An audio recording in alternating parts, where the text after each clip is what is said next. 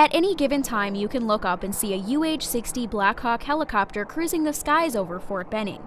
Supporting training across post, each and every flight requires hours of work before the blades even start to turn. But none of this can be accomplished without the expertise of the crew chiefs. The crew chief is the eyes and the ears of the pilot, so there's a lot of areas that the pilots can't see, so it's up to that crew chief to make sure that we're performing those tasks safely. So we tell the pilots, we give them inputs, tell them where to come, so the crew chief is responsible. It's an important task in order to make sure we perform our task safely.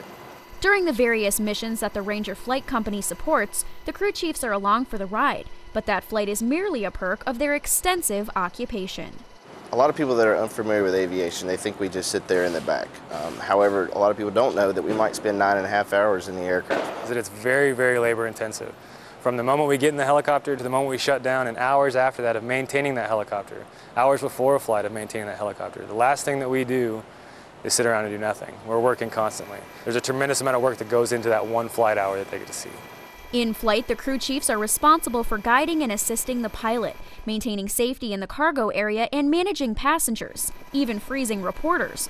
But their most challenging and important job is to perform regular maintenance and inspections on the aircraft. Certain inspections are required at certain hour points, and then we do those inspections. If it needs to be fixed, we fix it. Crew chiefs and pilots, both are necessary for a successful mission in a UH-60.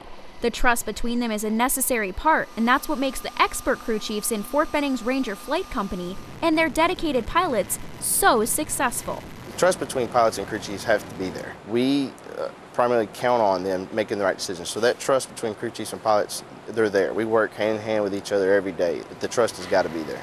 From 10 feet to 10,000 feet, the flight crew needs to be impeccably trained. And from the cockpit back, it's the crew chief's responsibility to make sure every passenger gets back to the ground safely. The responsibility for the lives of people in that helicopter is ours, strictly.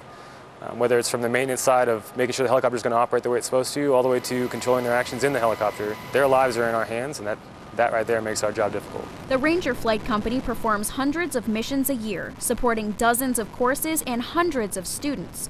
With an incredible track record and some of the best aviators in the military, the pilots and crew chiefs will keep the Army soldiers safe and supported while they train.